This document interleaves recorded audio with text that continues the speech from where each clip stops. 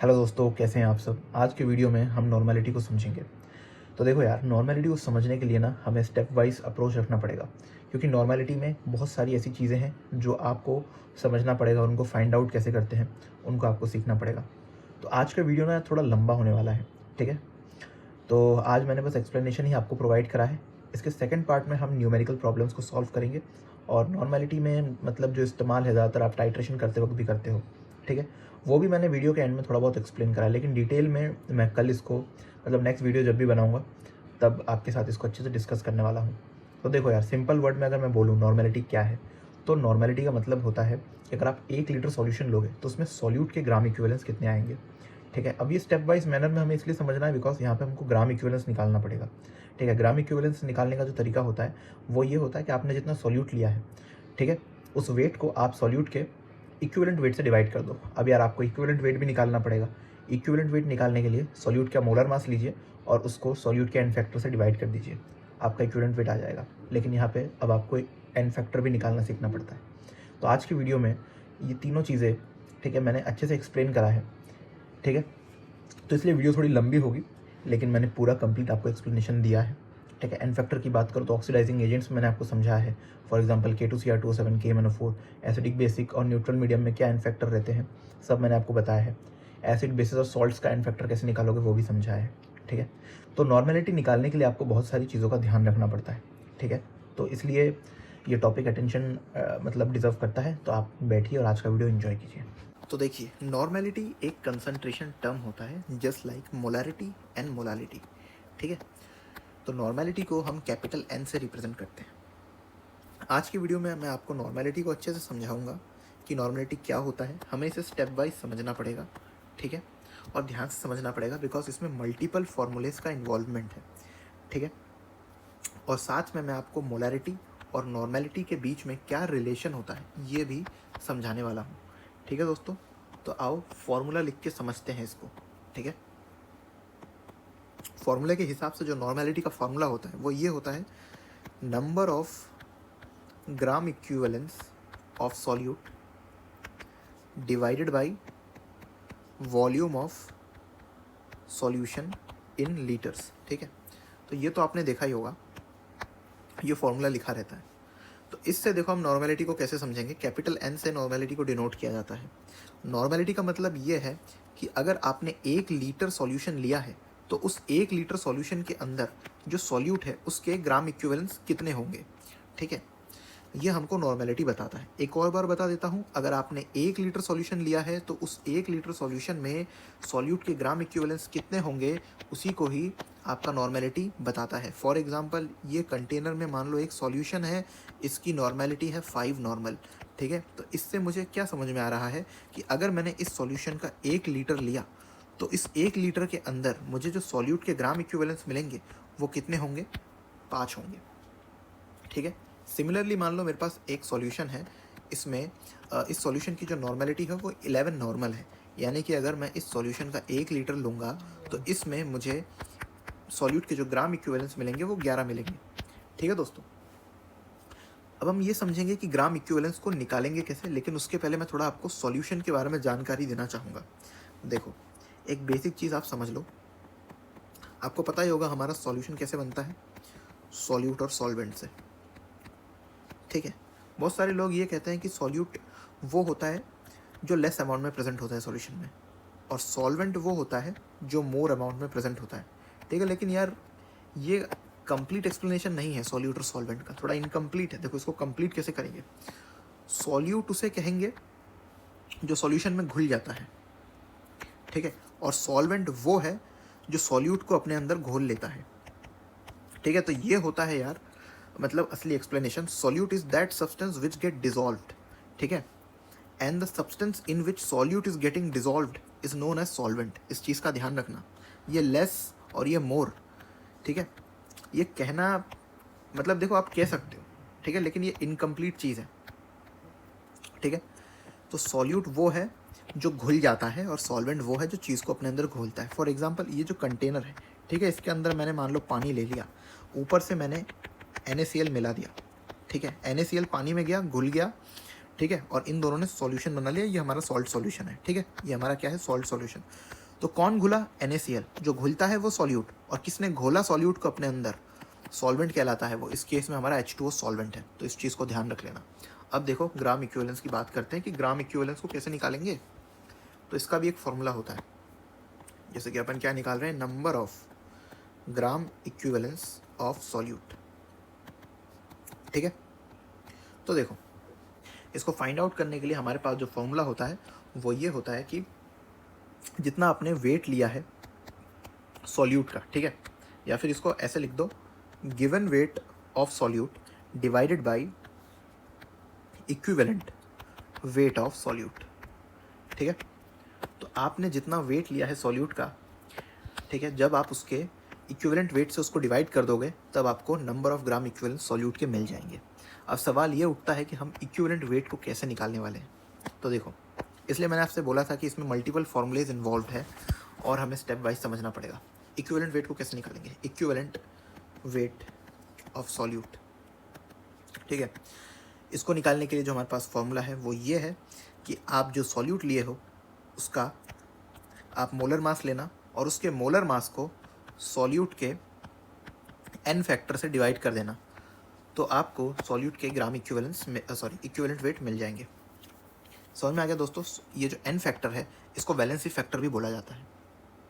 n factor कैसे निकालेंगे अब हम इसकी बात करेंगे। देखो एक बार शुरू से बता देता हूँ क्या सीन था हमारे पास। नॉर्मेलिटी निकाल रहे थे, कैपिटल N से नॉर्मेलिटी को डिनोट किया जाता है, ठीक है।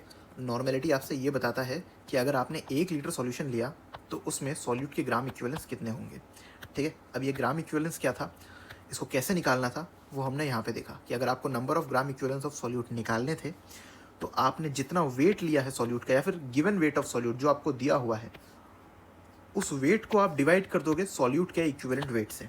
अब यार ये इक्विवेलेंट वेट कैसे निकालें, इक्विवेलेंट वेट निकालने का तरीका मैंने आपको यहाँ पे बताया है। सॉल्यूट का जो मोलर मास है उसको आप डिवाइड कर दोगे सॉल्यूट के n फैक्टर से, तो आपका इक्विवेलेंट वेट निकल के आ जाएगा। अब ये जो मोलर मास है ना, मैं आपको इसके बारे में एक चीज़ बताना चाहता हूँ। देखो मोलर मास ये एक जनरलाइज टर्म है, ठीक है। ये किसी भी सब्सटेंस के 1 मोल का कितना वेट है वो रिप्रेजेंट करता है, ठीक है। अगर आपका सब्सटेंस मान लो एटम है, ठीक है, तो हम उसको एटॉमिक मास कह देंगे। अगर आपका सब्सटेंस मॉलिक्यूल है, ठीक है, तो हम उसको मॉलिक्यूलर मास कह देंगे। तो मोलर मास लिखना यहाँ पे गलत नहीं है, ठीक है। बहुत लोग सोचेंगे कि यहाँ पे मॉलिक्यूलर मास क्यों नहीं लिखा, तो मैंने आपको बता दिया है मोलर मास एक जनरलाइज टर्म है जो किसी भी सब्सटेंस के 1 मोल जितने वेट को रिप्रेजेंट करेगा। अगर वो सब्सटेंस एटम है तो उसको एटॉमिक मास लिख सकते हैं, ठीक है। अगर वो सब्सटेंस मॉलिक्यूल है तो उसको मॉलिक्यूलर मास लिखेंगे, ठीक है। तो यहाँ पे इसलिए मैंने मोलर मास लिख रखा है डिवाइडेड बाय n फैक्टर। अब देखो n फैक्टर को कैसे निकालेंगे। n फैक्टर को निकालने के अपने पास में 3 तरीके हैं। n factor depending upon your मतलब सॉल्यूट, आपका सॉल्यूट असल में है क्या। मान लो आपका सॉल्यूट एक एसिड है, ठीक है, तो आप कैसे निकालोगे। आपका सॉल्यूट एक बेस है तो आप कैसे निकालोगे। और मान लो सॉल्ट है तो आप कैसे फाइंड आउट करोगे कि n फैक्टर कितना होने वाला है। देखो एसिड में अपन ये देखते हैं कि number of ionizable H positive ions कितने हैं, ठीक है, आयोनाइजेबल। बेस में अपन ये देखते हैं कि उस बेस में number of ionizable OH negative ions कितने हैं। और सॉल्ट में अपन ये फाइंड आउट करते हैं कि जो अपना सॉल्ट है उसमें total magnitude of positive charge कितना है या फिर total magnitude of negative charge कितना है, ठीक है। तो देखो थोड़े एग्जांपल्स ले लेते हैं, उससे हम समझ लेंगे। जैसे एसिड के केस में अपने पास HCl ले लेते हैं, यहाँ पे H2SO4 ले लेते हैं, ठीक है। और ले लेते हैं हम फॉस्फोरस के एसिड, ऑक्सो एसिड, जैसे कि H3PO4 और H3PO3, ठीक है। जैसे देखो ये HCl है, ठीक है। HCl में आपको दिख रहा होगा number of ionizable H positive ion 1 है, ठीक है, तो इसका n फैक्टर 1 हो जाएगा। H2SO4 के केस में number of ionizable H positive ions आपके 2 हैं। क्यों है ज़रा देखो स्ट्रक्चर वाइज मैं आपको समझाऊँ। H2SO4 का स्ट्रक्चर कुछ ऐसा होता है, ठीक है। सल्फर अपना सेंट्रल एटम हो गया और इसके अराउंड बाकी के एटम्स कुछ इस तरह से अरेंज होते हैं, ठीक है। अब देखो number of ionizable H positive ion 1 2, ठीक है, 2 है। क्यों है देखो, बिकॉज इन्होंने ऑक्सीजन के साथ बॉन्ड बना रखा है और ऑक्सीजन अपना मतलब अच्छा खासा इलेक्ट्रोनेगेटिव है, तो इन दोनों के बीच में इलेक्ट्रोनेगेटिविटी डिफरेंस अच्छा खासा होता है, इसलिए H पॉजिटिव अपना ईजिली बाहर निकल जाता है because shared pair of electron को ऑक्सीजन अपने टुवर्ड खींच लेगा, इसलिए हाइड्रोजन अपना H पॉजिटिव आयन के फॉर्म में बाहर निकल जाएगा और यहाँ पे अपने कितने निकल सकते हैं, 2 निकल सकते हैं, इसलिए H2SO4 का जो एन फैक्टर यहाँ पे आया है वो 2 है। ठीक है, अब यहाँ पे देख लो सिमिलरली H3PO4 में आपका एन फैक्टर होता है 3, ठीक है, और H3PO4 में आपका एन फैक्टर 3 नहीं होता, ध्यान रखना, इसका एन फैक्टर होता है 2। ठीक है, इसका जो रीज़न है ये इनके स्ट्रक्चर में छुपा हुआ है, देखो मैं आपको बता देता हूँ। H3PO4 का जो स्ट्रक्चर है वो कुछ ऐसा बनता है, phosphorus central atom, double bond oxygen. ठीक है, इसके फॉस्फोरस के 3 सिंगल बॉन्ड होते हैं मतलब ऑक्सीजन के साथ, और इन ऑक्सीजन से हमारे हाइड्रोजन जुड़े रहते हैं। ठीक है, और 1 2 3 ये तीनों ही आयनाइजेबल हाइड्रोजन होते हैं। रीज़न ये होता है बिकॉज इनका बॉन्ड ऑक्सीजन के साथ बनता है। ऑक्सीजन एक मतलब इलेक्ट्रोनेगेटिविटी में अपना देखो सेकंड पे आता है। ठीक है, तो ये अच्छा खासा इलेक्ट्रोनेगेटिव है। ठीक है, तो इन दोनों के बीच का जो बॉन्ड है ना, क्या बोलते हैं, इनका बॉन्ड अच्छा खासा पोलर होता है बिकॉज ऑक्सीजन इलेक्ट्रोनेगेटिविटी डिफरेंस से शेयर्ड पेयर ऑफ इलेक्ट्रॉन को खींच लेगा, इसलिए जो अपना हाइड्रोजन है ये H पॉजिटिव आयन के फॉर्म में बाहर निकल सकता है। और यहाँ पे 3 हाइड्रोजन इसी कंडीशन में है, इसलिए यहाँ पे H3PO4 में आपका एन फैक्टर 3 आता है, लेकिन H3PO3 में आपका एन फैक्टर 2 क्यों आता है, मैं आपको एक्सप्लेन करता हूँ। देखो इसके आपको पास में बना के बताता हूँ ताकि आपको फ़र्क समझ में आए। देखो H3PO3 में कुछ ऐसा कंडीशन है आपके पास में। ठीक है, यहाँ पे बस 2 ही ऑक्सीजन ऐसे हैं जिनका जो बॉन्ड है वो ऑक्सीजन के साथ बना है। ठीक है, तो इसलिए ये 2 ही आयनाइज हो सकते हैं, और ये जो तीसरा ऑक्सीजन है ये डायरेक्ट फॉस्फोरस से जुड़ा हुआ रहता है। तो देख लो यहाँ पे H3 है, 1 2 3, ऑक्सीजन भी 3 है, 1 2 3। ठीक है, और फॉस्फोरस हमारा सेंट्रल एटम है, लेकिन ये दोनों इसलिए आयनाइज हो सकते हैं बिकॉज इनका बॉन्ड एक अच्छे इलेक्ट्रोनेगेटिव मतलब एटम से बना हुआ है। समझ में आ गया दोस्तों? तो ये था इस मतलब चीज़ का रीज़न।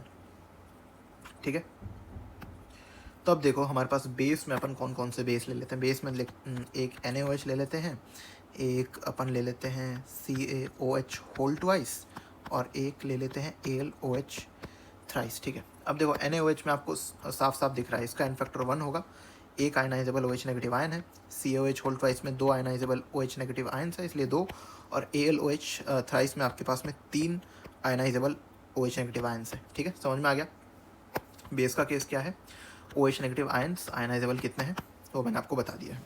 अब देख लो यार, सॉल्ट के केस में अपन क्या करेंगे। सॉल्ट के केस में अपने पास में सॉल्ट ले लेते हैं अपन, NaCl ले लेते हैं, उसके बाद हम ले लेते हैं क्या, MgCl2, और एक हम ले लेते हैं सोडियम फॉस्फेट Na3PO4। ठीक है, अब देख लो, अब यहाँ पे आप देख लो, आपकी मर्ज़ी है। आप ये जो सॉल्ट है, ठीक है, इसमें एक एनायन है, एक कैटायन है, सॉरी एक हमारा कैटायन है, एक एनायन है। ठीक है, तो आप देख लो कि पॉजिटिव चार्ज का मैग्नीट्यूड क्या है या फिर नेगेटिव चार्ज का मैग्नीट्यूड क्या है, आपकी मर्जी, आप देख सकते हो। देखो मैं आपको बताता हूँ, NaCl का एन फैक्टर 1 आएगा। कैसे आएगा? Na के ऊपर +1 का चार्ज है, बिकॉज Na अपना ग्रुप 1 का एलिमेंट है। ग्रुप 1 के एलिमेंट्स एल्कली मेटल्स कहलाते हैं, उनका ऑक्सीडेशन स्टेट +1 का होता है। ठीक है, तो Na के ऊपर +1 का चार्ज है, इसका मतलब Cl के ऊपर -1 का चार्ज है, तभी ये पूरा हमारा जो मॉलिक्यूल है ये न्यूट्रल रह पाएगा। ठीक है, तो पॉजिटिव चार्ज का मैग्नीट्यूड देख लो +1, तो इसलिए NaCl का जो हमारा एन फैक्टर है ये 1 है। ठीक है, MgCl2 के लिए एन फैक्टर 2 आ जाएगा, और Na3PO4 के लिए 3 आ जाएगा। देखो कैसे आया, Mg, ठीक है, ये हमारा ग्रुप 2 का एलिमेंट होता है। ठीक है, ग्रुप 2 मतलब एल्कलाइन अर्थ मेटल, और उनका ऑक्सीडेशन स्टेट कितना होता है, +2। ठीक है, और यहाँ पे देखो 2 क्लोरीन है, एक क्लोरीन का होता है -1, 2 क्लोरीन है तो -2, +2 -2, तभी ये पूरा हमारा जो सॉल्ट है ये न्यूट्रल रह पाएगा। समझ में आ गई बात? Total magnitude of positive charge भी आप देख लो +2 आ रहा है, और total magnitude of negative charge भी आप देख लो -2 आ रहा है। तो इन दोनों में से कोई भी आपको जो सूटेबल लगे उससे आप कैलकुलेट कर लोगे, आंसर आपका 2 आ जाएगा। सोडियम फॉस्फेट में देख लो क्या सिचुएशन है, ग्रुप 1 हमारा मेटल है Na। ठीक है, 3 मौजूद है, और एक Na का होता है +1, तो इसलिए यहाँ पे 3 हमारा क्या बोलते हैं इसको, एन फैक्टर यहाँ पे आ गया है। ठीक है, ये तो हमारे हो गए n factor calculation for acid, bases and salt. अब बात कर लेते हैं ऑक्सीडाइजिंग एजेंट्स की कि उनके एन फैक्टर को अपन कैसे कैलकुलेट करेंगे। एक है आपका KMnO4 और एक है K2Cr2O7। बस यही 2 आपको देखना है ऑक्सीडाइजिंग एजेंट्स में, और आपका काम हो जाएगा ऑलमोस्ट। ठीक है, तो ये क्या है, ऑक्सीडाइजिंग एजेंट्स है आपके। ठीक है, ऑक्सीडाइजिंग एजेंट्स। अब ये जो ऑक्सीडाइजिंग एजेंट्स होते हैं ना, ये सामने वाली स्पीशीज़ को तो ऑक्सीडाइज करते हैं और खुद हो जाते हैं रिड्यूस। ठीक है, ये होता कैसा है ज़रा देखो। आपको ये पता होगा कि लॉस ऑफ इलेक्ट्रॉन जो है उसको ऑक्सीडेशन बोल देते हैं, और गेन ऑफ इलेक्ट्रॉन को अपन क्या बोलते हैं, रिडक्शन बोल देते हैं। ठीक है, तो क्या करते हैं ये लोग, सामने वाली स्पीशीज़ को जब ऑक्सीडाइज करते हैं, ठीक है, तो ये इनके इलेक्ट्रॉन को ले लेते हैं। एज रिजल्ट ये जो स्पीशीज़ है ये अपने इलेक्ट्रॉन को लूज़ करते हैं और वही इलेक्ट्रॉन ये गेन कर लेते हैं। तो गेन ऑफ इलेक्ट्रॉन हो जाता है रिडक्शन और लॉस ऑफ इलेक्ट्रॉन वो होता है ऑक्सीडेशन। ठीक है, तो ये ऑक्सीडाइजिंग एजेंट सामने वाली स्पीशीज़ को ऑक्सीडाइज करते हैं और खुद रिड्यूस हो जाते हैं। तो ये हमारा कंसेप्ट है यहाँ पे। ठीक है, अब देखो KMnO4 के बारे में बात कर लेते हैं। KMnO4 it is a very good oxidizing agent specially in acidic medium. लेकिन अपन को देखना है कि एसिडिक मीडियम में एन फैक्टर क्या है, न्यूट्रल में क्या है, ठीक है, और बेसिक मीडियम में कितना होता है आपका एन फैक्टर। देखो एसिडिक मीडियम में जो एन फैक्टर होगा वो होगा 5, न्यूट्रल में होता है 3 और बेसिक मीडियम में होता है 1। ठीक है, कैसे होता है ज़रा देख लो। ये जो KMnO4 है, KMnO4, ठीक है, यहाँ पे Mn+7 ऑक्सीडेशन स्टेट में है। कैसे, बिकॉज ये जो पोटेशियम है इसका ऑक्सीडेशन स्टेट प्लस होता है being a first period element. यहाँ पे ऑक्सीजन का, सिंगल ऑक्सीजन का -2 है, ठीक है, और 4 है ऑक्सीजन, तो यहाँ पे ये -8। तो अगर आप इसकी इक्वेशन लिखोगे तो 1, यहाँ पे इसको x मान लो क्योंकि हमें पता नहीं है, 1 + x - 8 = 0। जब आप इसे सॉल्व करोगे तो यहाँ से आपको +7 देखने के लिए मिलेगा। यानी कि एसिडिक मीडियम में जो हमारा Mn है ये +7 से +2 में जाता है। ठीक है, और +7 से +2 में जाने के लिए कितने इलेक्ट्रॉन्स को इसने गेन करा है, 5 इलेक्ट्रॉन्स को। ठीक है, तो इसलिए हम यहाँ पे 5 लिखते हैं कि इसकी ऑक्सीडेशन स्टेट 5 होती है। आपको पता होना चाहिए कि एसिडिक मीडियम में KMnO4 एक बहुत अच्छा ऑक्सीडाइजिंग एजेंट होता है। ऑक्सीडाइजिंग एजेंट है तो ये खुद को रिड्यूस कर लेता है, ये +7 से +2 तक आता है। ठीक है, इतना आपको पता होना चाहिए। ये कैलकुलेशन के लिए मैं आपको बता देता हूँ, एक फॉर्मूला होता है, मान लो इस फॉर्म में लिखा जाता है A और यहाँ पे लिख दो x - y। ठीक है, कुछ ऐसा, और इसको जब सॉल्व करोगे तो मान लो आपको B मिलेगा और ये आपका आंसर होता है। इसको कैसे अप्लाई करना है ज़रा देखो। एसिडिक मीडियम में जैसे KMnO4, ठीक है, Mn+7 में था, +7 से आपको पता होना चाहिए +2 में ये जाता है। अब ये जो A है, ठीक है, हम किसके ऑक्सीडेशन स्टेट की बात कर रहे हैं, Mn की। तो रिएक्टेंट साइड पे अपने पास Mn के एटम्स कितने हैं, 1 है, तो A की जगह पे आप रख दो 1। ठीक है, रुको कलर चेंज करके दिखा देता हूँ, 1। X का मतलब रिएक्टेंट साइड पे कितना ऑक्सीडेशन स्टेट था, 7 था। माइनस का साइन लगाओ, प्रोडक्ट के साइड पे कितना ऑक्सीडेशन स्टेट है, 2 का, 7 - 2 5, इस तरह से आता है आपका। ठीक है, न्यूट्रल में आप समझ गए क्या होगा, Mn+7 से +4 पे जाएगा, तभी तो ये यहाँ पे आंसर आपका 3 आने वाला है। ठीक है, और बेसिक में आपका 1 कैसे है, Mn+7 से Mn+6 तक जाएगा। तो आपको समझ में आ गया कि हमारा जो KMnO4 बेस्ट ऑक्सीडाइजिंग एजेंट क्यों है एसिडिक मीडियम में, क्योंकि एसिडिक मीडियम में ये सबसे ज़्यादा अच्छी तरीके से सामने वाले का ऑक्सीडेशन कर रहा है। ठीक है, ये वैल्यूज से आपको पता चल रहा होगा। सामने वाले के मान लो इसने 5 इलेक्ट्रॉन्स लिए थे, यहाँ पे 3 लिए और यहाँ पे 1 ही लिया। ठीक है, तो KMnO4 ऑक्सीडाइजिंग एजेंट तो है, लेकिन बेस्ट एसिडिक मीडियम में है और वर्स्ट किस में है, बेसिक मीडियम में। ठीक है, क्योंकि Mn+7 से +6 तक ही इसमें गया है। तो आप सीधा सीधा याद रख लो, KMnO4 का एसिडिक मीडियम में जो एन फैक्टर है वो 5 होगा, न्यूट्रल में 3 होगा और बेसिक में 1 होगा। ठीक है, अब देख लो K2Cr2O7 का केस, K2Cr2O7, इसके केस में बस एसिडिक मीडियम में ध्यान रख लो। एसिडिक मीडियम में जब ये ऑक्सीडेशन करता है तो इसका एन फैक्टर निकल के आता है 6। ठीक है, कैसे निकल के आता है मैं आपको बताता हूँ, ज़रा देखो। यहाँ पे K2Cr2O7 जो है, इसमें आप क्रोमियम की ऑक्सीडेशन स्टेट को x मान लो, क्योंकि 2 एटम है तो इसको 2x मानेंगे। ठीक है, पोटेशियम यहाँ पे 2 है और ये हमारा एल्कली मेटल है, तो इसका +1 ऑक्सीडेशन स्टेट होता है, × 2 करोगे। ठीक है, और यहाँ पे ऑक्सीजन -14 = 0, तब इसको लिख दो 2, एक सेकेंड, 2 + 2x -14 = 0। ठीक है, जब आप इसको सॉल्व करोगे तो आपका x 6 निकल के आएगा।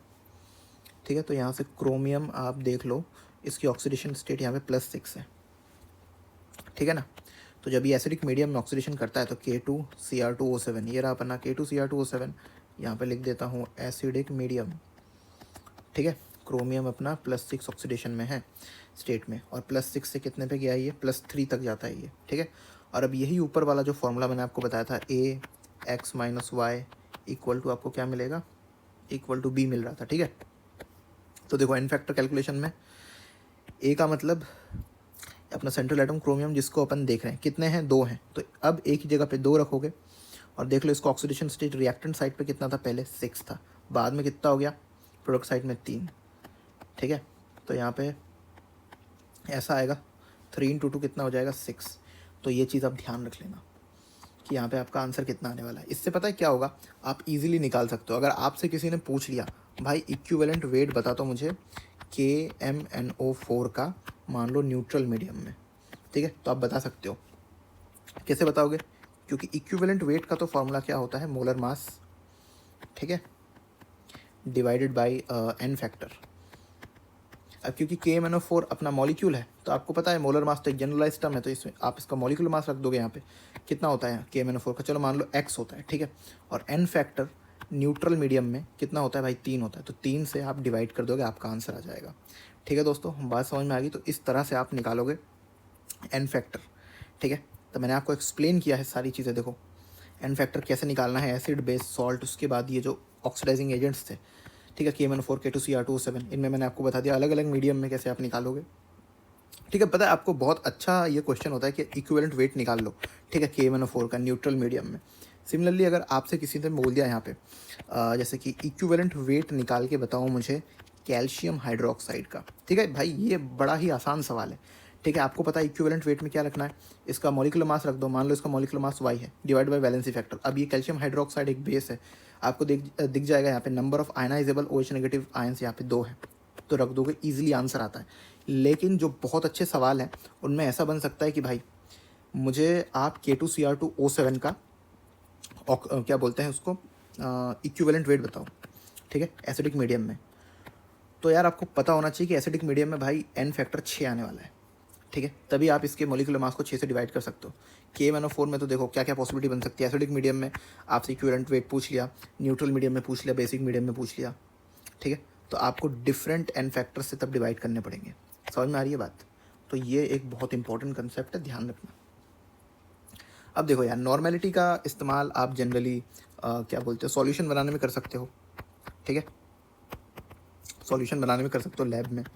जैसे आपको 2 नॉर्मल का सॉल्यूशन बनाना है, ठीक है, तो आप समझ सकते हो कि यार मेरे को 1 लीटर अगर मैं सॉल्यूशन निकालूं तो उसमें मेरे 2 नॉर्मल होने चाहिए, क्या उसमें ग्राम इक्विवेलेंस ऑफ सॉल्यूट। तो आपको उसी हिसाब से कैलकुलेशन करनी पड़ेगी। कैसे कैलकुलेशन करते हैं मैंने आपको सारी चीज़ें बताई है, ठीक है। अब देखो यार ज़रा रिलेशन में अगर आपको बताऊं तो उसको मैं कैसे लिख सकता हूँ, मोलैरिटी एंड नॉर्मेलिटी के बीच का रिलेशन क्या होता है, अब ज़रा उसको देख लो, ठीक है। तो देखो यार शुरुआत से कहानी शुरू करूँ एक बार। नॉर्मेलिटी का मतलब क्या होता है, number of gram equivalent of solute, ठीक है, divided by volume of solution in litres, कि 1 लीटर सॉल्यूशन में सॉल्यूट के ग्राम इक्विवेलेंस कितने हैं, इसका मतलब होता है भाई नॉर्मेलिटी, ठीक है। अब ग्राम इक्विवेलेंस निकालना है आपको। ग्राम इक्विवेलेंस का मतलब क्या होता है, इसका जो फॉर्मूला है आपका given weight divided by equivalent weight, ठीक है। अब यार इक्विवेलेंट वेट क्या होता है, इक्विवेलेंट वेट होता है आपका molar mass by valency factor या फिर एन फैक्टर कह लो, ठीक है। तो ये तीनों चीज़ें जो मैंने लिखी है ये आपको पता होना चाहिए, और देखना इन तीनों चीज़ों से ही हम मोलैरिटी के साथ इसका रिलेशन निकालेंगे। इसी पेज में करने वाला हूँ तो इसको थोड़ा सा मैं यहाँ पे छोटा करके लिख देता हूँ, ठीक है। और मोलैरिटी का अगर आपको फॉर्मूला मालूम हो, ठीक है, तो ये होता है number of moles of solute, ठीक है, divide by volume of solution in litre. यानी कि 1 लीटर सॉल्यूशन अगर लूँगा तो उसमें सॉल्यूट के मोल्स कितने आएंगे वो हमें मोलैरिटी बताता है, ठीक है। नॉर्मेलिटी का मतलब ये है कि 1 लीटर अगर सॉल्यूशन लिया तो सॉल्यूट के ग्राम इक्विवेलेंस कितने आने वाले हैं, ठीक है। अब देखना इन दोनों को मैं कैसे रिलेट करता हूँ, ठीक है। यहाँ पे एक पार्टीशन कर लेते हैं अपन, नॉर्मेलिटी को देखो, डिनोमिनेटर में वॉल्यूम ऑफ सॉल्यूशन है, यहाँ पे भी है, ठीक है। तो मैं वॉल्यूम ऑफ सॉल्यूशन को एज इट इज़ लिखा रहने देता हूँ। अब यहाँ पे देखो number of gram equivalence of solute. अब ये ग्राम इक्विवेलेंस को अपन क्या लिख सकते हैं, given weight by equivalent weight, क्योंकि सॉल्यूट का है तो सॉल्यूट का गिवन वेट लिखना पड़ेगा मुझे। मान लो यहाँ पे WT लिख देता हूँ, वेट ऑफ सॉल्यूट, ठीक है, और डिवाइड बाई इक्विवेलेंट वेट है। तो इक्विवेलेंट वेट को मैं क्या लिख सकता हूँ, molar mass by n factor, ठीक है। मोलर मास को कैपिटल M लिख देता हूँ, डिवाइडेड बाई यहाँ पे n फैक्टर था क्योंकि यहाँ पे नीचे था, ठीक है, तो आप इसको ऊपर यहाँ पे पहुँचा दो n फैक्टर, ठीक है। अब देखो ये क्या आया है आपका, तो normality is equal to weight of solute, ठीक है, divided by molar mass of solute, ठीक है। यहाँ पे n फैक्टर है और यहाँ पे volume of solution in litre है। अब वेट बाई मॉलिकुलर वेट, ठीक है, ये आपका क्या होता है, नंबर ऑफ मोल्स, और किसके नंबर ऑफ मोल्स होंगे, सॉल्यूट के नंबर ऑफ मोल्स होंगे, ठीक है।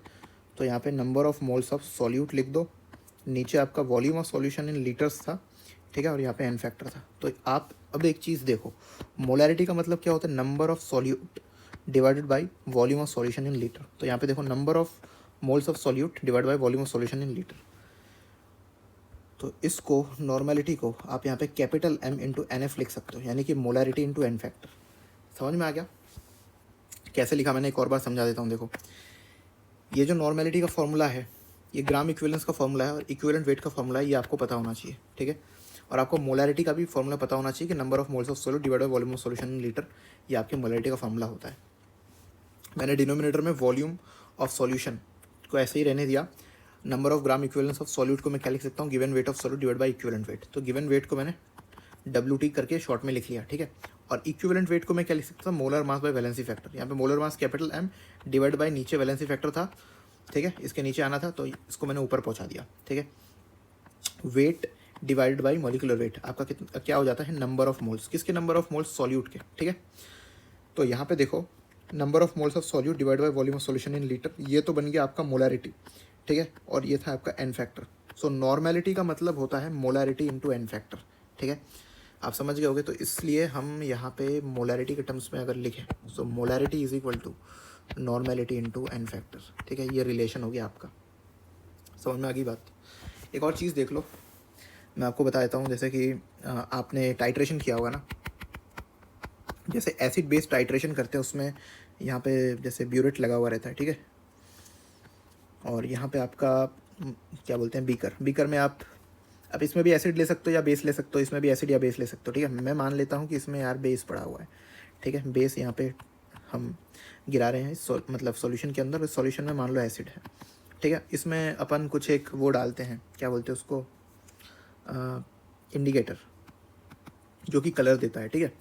जब लाइट आपने करा होगा एसिड बेस टाइट्रेशन, जब लाइट पिंक कलर आ जाता है, ठीक है, लाइट पिंक जब कलर आ जाता है तब अपन बोल देते हैं क्या कि यार इक्विवेलेंस पॉइंट आ गया, ठीक है, इक्विवेलेंस पॉइंट आ गया। वहाँ पे आपने ऐसा भी लिखा होगा N1V1 is equal to N2V2, ठीक है। तो इक्विवेलेंस पॉइंट पे क्या होता है, तो ये जो इक्विवेलेंस पॉइंट आता है ना, जब आपको लाइट पिंक कलर देखने के लिए मिल जाता है, वहाँ पे आपके जो एसिड है, ठीक है, एसिड के ग्राम इक्विवेलेंस बेस के ग्राम इक्विवेलेंस के बराबर आ जाता है, ठीक है।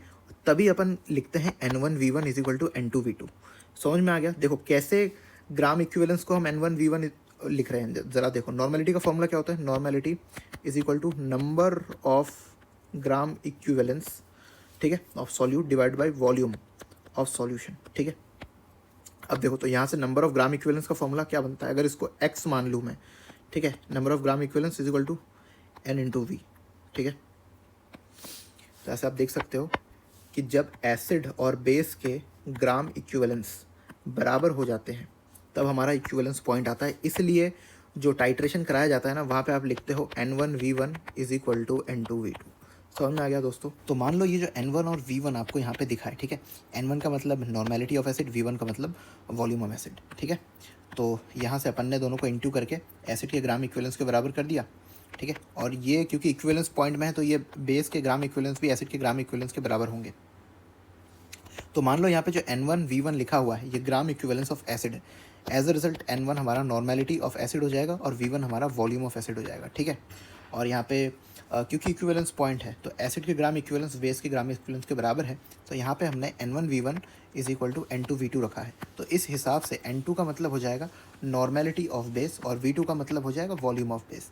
ठीक है, तो हमने N1V1 और N2V2 को इस तरह से देखो रिलेट कर दिया, इक्विवेलेंस पॉइंट है इसलिए। अब यार ये वीडियो ना बहुत लंबी होगी, तो नेक्स्ट वीडियो में अपन न्यूमेरिकल प्रैक्टिस करेंगे, जो इस वीडियो का पार्ट 2 होगा।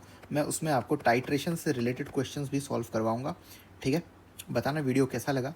हम अगले पार्ट में मिलते हैं, तब तक के लिए बाय बाय।